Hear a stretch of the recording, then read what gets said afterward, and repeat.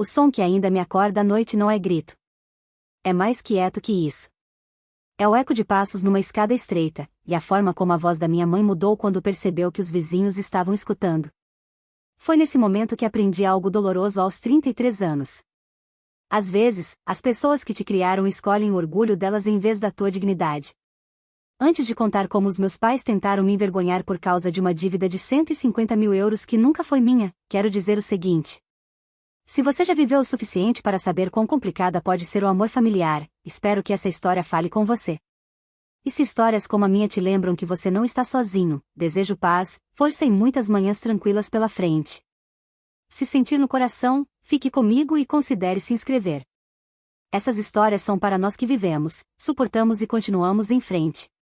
Meu nome é Aino Koronen. Tenho 33 anos, nasci e cresci na Finlândia, e esta é a minha história. Eu costumava acreditar que lealdade familiar significava sacrifício. Não sacrifício cego, mas sacrifício razoável. Ajudar quando pode. Ficar junto quando a vida fica difícil. Essa crença guiou quase toda a minha vida adulta. Trabalhei duro, vivi com modéstia e evitei dívidas como se fossem uma doença.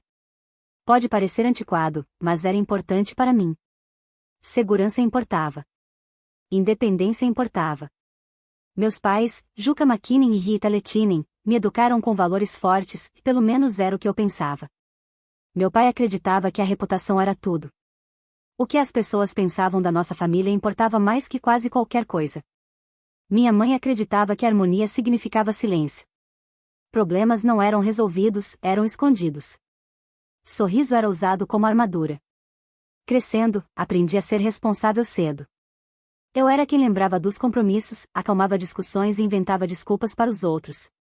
Especialmente para o meu irmão mais novo, Jari Lehtinen. Jari tinha carisma. Aquele que enche um ambiente. Era ambicioso, sempre correndo atrás de oportunidades. Negócios que prometiam sucesso rápido. Investimentos que pareciam inteligentes, mas cheiravam a risco. Meus pais admiravam a confiança dele. Chamavam de coragem. Eu chamava de imprudência, mas guardava isso para mim. No início dos meus 30 anos, eu havia construído uma vida estável. Nada extravagante. Um emprego fixo, um apartamento pequeno, poupança que eu protegia com cuidado. Meu companheiro, Sami Rantanen, compartilhava dos meus valores. Calmo, reflexivo, com os pés no chão. Ele acreditava, como eu, que a paz vinha de viver dentro das próprias possibilidades. Tudo começou a desmoronar numa noite fria, quando o telefone tocou logo depois do jantar. Era minha mãe. A voz dela estava estranhamente suave. Suave demais. Aquele tipo de suavidade que vem antes da tempestade. Aino, disse ela, precisamos conversar em família. Eu soube na hora que algo estava errado. Famílias não precisam conversar a menos que alguém tenha feito uma bagunça e precise que outro limpe. Nos encontramos no apartamento dos meus pais 2 dias depois. Jari estava lá, andando de um lado para o outro. Meu pai sentado rígido à mesa, mãos cruzadas. Minha mãe rondando perto da cozinha, sem conseguir me olhar nos olhos. Foi aí que o número foi dito em voz alta.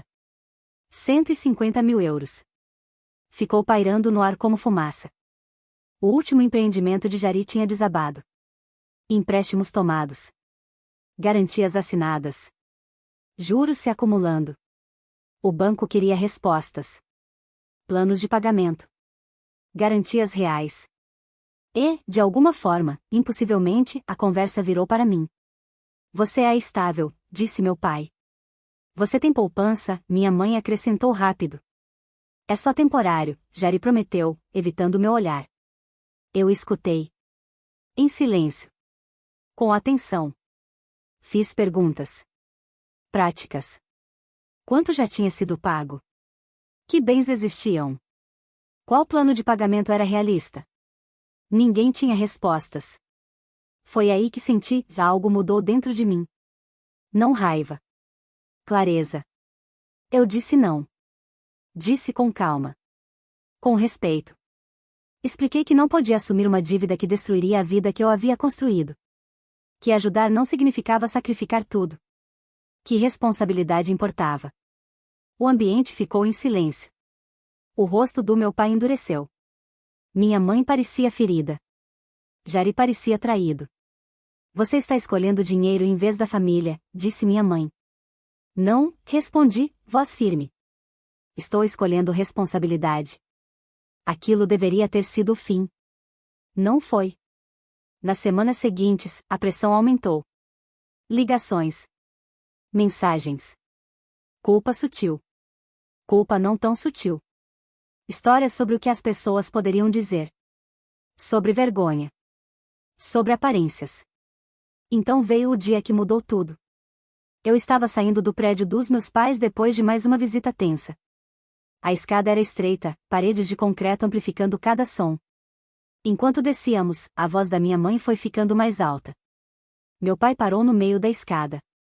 É assim que você nos retribui, disse ele com rispidez. Minha mãe se virou para mim, olhos marejados, voz tremendo, mas alta. Alta demais. Todo mundo vai saber que você abandonou a família, disse ela. Que tipo de filha faz isso? Portas se abriram. Passos pararam. Senti olhares nas minhas costas. Naquele momento, algo quebrou. Eles não estavam mais falando comigo. Estavam encenando. Queriam testemunhas. Queriam que a vergonha fizesse o que o amor não conseguiu. Eu fiquei ali, coração acelerado, rosto queimando, percebendo que as pessoas que me ensinaram dignidade estavam tentando arrancar a minha em público. Não disse nada. Saí andando. Não chorei até chegar ao carro. Naquela noite, sentada em silêncio ao lado de Sammy, entendi que essa história já não era mais sobre dinheiro. Era sobre controle. Sobre imagem. Sobre quem eles esperavam que eu fosse, e quem eu me recusei a ser. E por mais dolorosa que fosse essa percepção, era só o começo. Se você já saiu andando dos seus próprios pais sem olhar para trás, sabe como é essa sensação. Não é alívio. Não é vitória. É apenas um silêncio pesado que te segue até em casa e se senta ao seu lado no escuro. Foi esse silêncio que encheu meu apartamento naquela noite. Sammy não correu para falar. Ele nunca fazia isso. Simplesmente preparou um chá, colocou 2 xícaras na mesa e esperou. Essa paciência quieta era um dos motivos pelos quais eu confiava nele a minha vida. Quando finalmente falei, minha voz não tremeu, mas minhas mãos sim. Eles queriam me quebrar, eu disse. Na frente de estranhos. Sammy assentiu devagar. E quando a vergonha não funcionar, ele respondeu, eles vão tentar outra coisa. Ele estava certo. Os dias que se seguiram pareceram estranhamente calmos na superfície. Nenhum telefonema. Nenhuma mensagem. Quase um silêncio educado. Por um breve momento, me perguntei se eles tinham aceitado minha decisão. Eu devia ter sabido que não. O primeiro sinal veio de alguém inesperado, minha irmã, Essi Nemi. Essi e eu nunca fomos próximas. Ela não era cruel, mas tinha um jeito de ficar um pouco afastada de tudo, observando, julgando em silêncio. Ela me ligou numa tarde, a voz controlada, quase ensaiada. As pessoas estão falando, ela disse. As pessoas sempre falam, eu respondi. Sim, Essi continuou, mas dessa vez, estão falando de você. Eu conseguia imaginá-la de pé na cozinha impecável, braços cruzados, passando a notícia como se fosse um boletim do tempo. Ela me contou que os vizinhos tinham percebido a discussão. Que parentes distantes estavam fazendo perguntas. Que meus pais estavam profundamente feridos. Nenhuma vez ela perguntou como eu estava. Depois daquela ligação, os sussurros ficaram mais altos. Parentes distantes entraram em contato, não para ouvir, mas para aconselhar. Para me lembrar do dever. Do sacrifício. De tudo que meus pais tinham feito por mim. Ninguém mencionou as escolhas de Jari. Ninguém mencionou responsabilidade. Era como se a própria dívida tivesse se tornado invisível, substituída por uma única acusação, filha ingrata. A pressão chegou ao limite quando meu pai pediu para nos encontrarmos de novo. Só nós dois, ele disse. Como adultos. Nos encontramos num pequeno café perto do rio. Terreno neutro. Ele chegou cedo, já sentado, postura rígida. Quando me sentei, ele não sorriu. Você nos envergonhou, ele disse sem rodeios. Eu esperei. Anos de experiência me ensinaram que o silêncio muitas vezes revela mais que uma discussão. Você poderia ter resolvido isso em particular, ele continuou. Em vez disso, nos fez parecer desesperados. Quase ri daquilo. Quase. Você gritou no corredor, eu disse baixinho. Você tornou isso público. O maxilar dele se apertou. Famílias não lavam roupa suja em público. Então não deveriam tentar lavá-la na frente de estranhos, eu respondi. Por um instante, achei que vi uma dúvida passar pelo rosto dele. Mas o orgulho venceu. Sempre vencia. Você nos deve, ele disse. Tudo que você tem é por causa de nós. Aquela frase me atingiu mais forte do que eu esperava. Porque não era verdade. Sim, eles me criaram. Me alimentaram. Me educaram. Mas as noites em que eu fiquei acordada trabalhando horas extras? Os riscos que eu não corri? Os sacrifícios que fiz em silêncio enquanto Jari perseguia sonhos financiados pelos outros? Esses eram meus. Eu não devo a vocês o meu futuro, eu disse. Saímos do café separadamente. Naquela noite, chegou um e-mail do banco. Não endereçado a mim, mas com cópia para mim.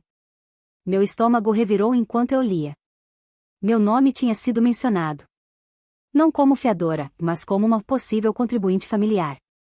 Alguém tinha sugerido que eu poderia assumir. Alguém tinha plantado aquela ideia. Liguei para o banco na manhã seguinte e deixei claro, eu não estava envolvida. Nem legalmente.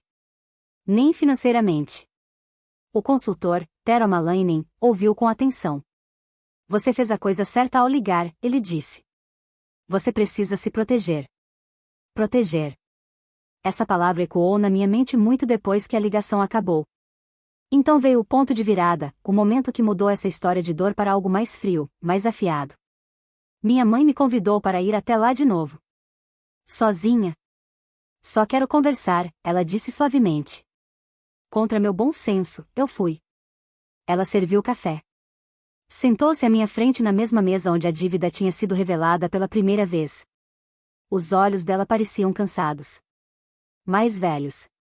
Por um momento, senti aquele puxão familiar de compaixão. Então ela deslizou um envelope sobre a mesa. Dentro havia documentos. Extratos de empréstimo. Cronogramas de juros. Prazos de pagamento. E uma nota escrita à mão. Se você assinar isso, ela disse, tudo desaparece. Eu encarei os papéis. Não eram garantias, mas eram reconhecimentos. Admissões. Do tipo que poderia ser distorcido depois. Você quer que eu carregue isso, eu disse. Só por precaução, ela respondeu rápido. Para as aparências. Aparências. Essa palavra de novo. Percebi então que a cena no corredor não tinha sido um surto emocional. Tinha sido um teste. E eu tinha falhado. Eu me levantei. Não, eu disse. Eu não vou assinar nada. O rosto dela mudou. A suavidade sumiu. Você está destruindo essa família, ela disse com rispidez. Não, eu respondi. Eu estou me recusando a mentir. Saí sem dizer mais nada. Naquela noite, algo inesperado aconteceu. Jari apareceu na minha porta. Ele parecia menor de alguma forma. Menos confiante. O charme apagado. Eles estão em pânico, ele admitiu. O banco está apertando. Eles acham que você é a única solução. Eu estudei o rosto do meu irmão e me perguntei quando a responsabilidade tinha deixado de significar algo para ele. Por que eu? Perguntei. Ele hesitou. Porque você sempre conserta as coisas, ele disse. Foi isso. Essa era a verdade que ninguém queria dizer em voz alta. Fechei a porta com delicadeza. Nos dias que se seguiram, tomei decisões que pareciam ao mesmo tempo aterrorizantes e libertadoras.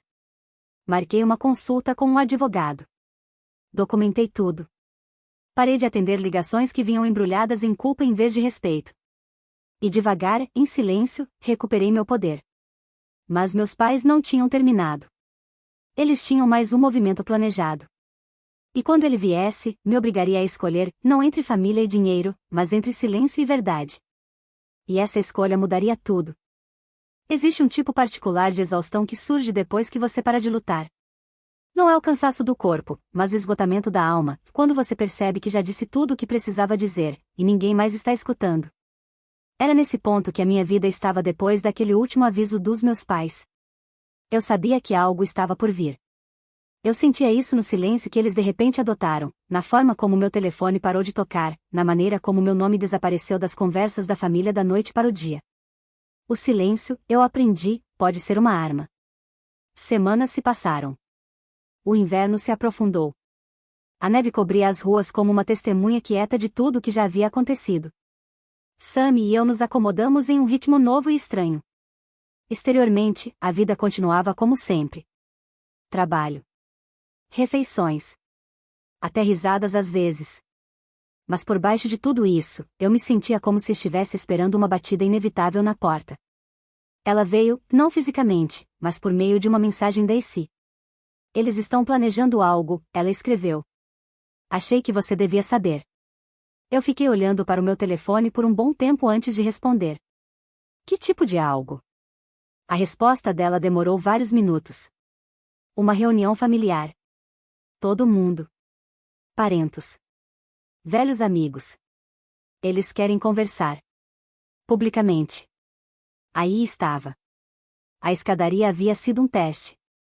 Isso era a apresentação final. Meus pais queriam testemunhas de novo, dessa vez não só vizinhos, mas pessoas cujas opiniões importavam para eles. Pessoas cujo julgamento poderia ser moldado, controlado e virado contra mim. Naquela noite, eu mal dormi. Não de medo, mas de determinação. Se eles queriam um final público, eu ia dar um, mas não do tipo que eles esperavam. Antes dessa reunião, eu fiz algo que evitei durante a maior parte da minha vida adulta. Pedi ajuda profissional. Tero Malane me guiou por todas as implicações legais que eu poderia enfrentar. Ele revisou os documentos que minha mãe havia tentado me pressionar a assinar. Ele confirmou o que eu já suspeitava, aqueles papéis eram perigosos. Não ilegais por si só, mas abertos à interpretação. Abertos à manipulação.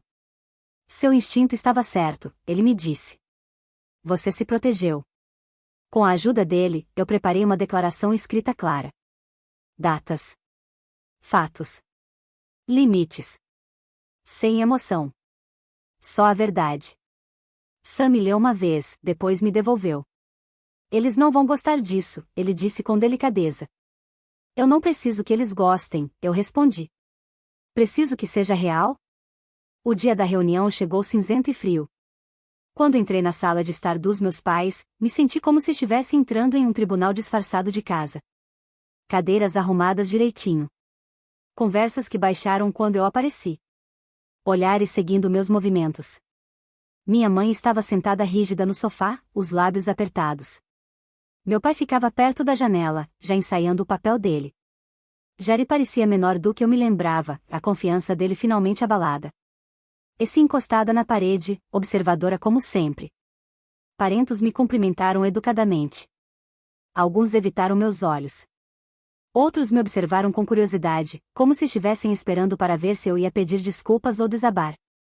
Meu pai começou a falar quase imediatamente. Ele falou sobre a história da família. Sobre sacrifícios ao longo das gerações. Sobre como reputação e união eram os pilares de uma vida respeitável. A voz dele carregava autoridade, do tipo que um dia me intimidava ao silêncio. Depois ele se virou para mim. Aino escolheu a si mesma acima de todos nós, ele disse. Na nossa época, isso era impensável. Algo dentro de mim se acalmou. Esse era o momento. Eu dei um passo à frente. Eu não planejava falar hoje, eu disse calmamente, mas já que minhas escolhas estão sendo discutidas, eu vou falar. A sala ficou em silêncio. Eu não elevei a voz. Não a acusei. Apenas contei a verdade. Expliquei a dívida, como ela foi contraída sem o meu conhecimento. Como me abordaram não com honestidade, mas com pressão. Como a humilhação pública foi usada como alavanca. Falei sobre a escadaria. Sobre os e-mails. Sobre os documentos deslizados sobre a mesa como armadilhas. Eu vi os rostos mudarem. Confusão. Desconforto. Reconhecimento. Algumas pessoas assentiram devagar. Outras se mexeram nas cadeiras. Quando minha mãe tentou interromper, eu levantei a mão, não de forma agressiva, mas firme. Eu não estou recusando ajudar porque me falta amor, eu disse. Estou recusando porque valorizo responsabilidade, honestidade e o meu direito a um futuro não construído sobre medo. Ninguém falou. Nem mesmo meu pai. Eu terminei com uma frase que levou semanas para formar. Família deveria ser um lugar de segurança, não de coerção. Depois me sentei. A reunião terminou sem drama. Sem gritos. Sem lágrimas. Apenas uma dispersão desconfortável de pessoas que esperavam um final diferente. Essa foi a última vez que meus pais tentaram me pressionar. Nos meses que se seguiram, a vida ficou mais quieta. Meu relacionamento com meus pais se transformou em algo distante e formal. Jerry foi obrigado a enfrentar as consequências das escolhas dele. Essie ficou na lateral, ainda observando, ainda calada. E eu? Eu me curei. Não de uma vez só. Não facilmente. Mas de forma constante. Aprendi que ser uma boa filha não significa ser uma filha calada. Que amor sem limites vira controle. E que, às vezes, a coisa mais corajosa que você pode fazer é decepcionar pessoas que se beneficiam da sua obediência. Eu não sinto mais vergonha quando penso naquela escadaria. Sinto orgulho. Porque eu saí de lá com a minha dignidade intacta. Se você está ouvindo isso e já se sentiu egoísta por se proteger, espero que a minha história te lembre que autorrespeito não é crueldade. É sobrevivência. Obrigada por ficar comigo até o final. Se essa história tocou você, se mexeu com algo familiar, eu ficaria honrada se você compartilhasse seus pensamentos e, se quiser, se inscrevesse. Essas histórias são para quem entende que algumas das lições mais difíceis da vida chegam pelas pessoas que a gente mais ama.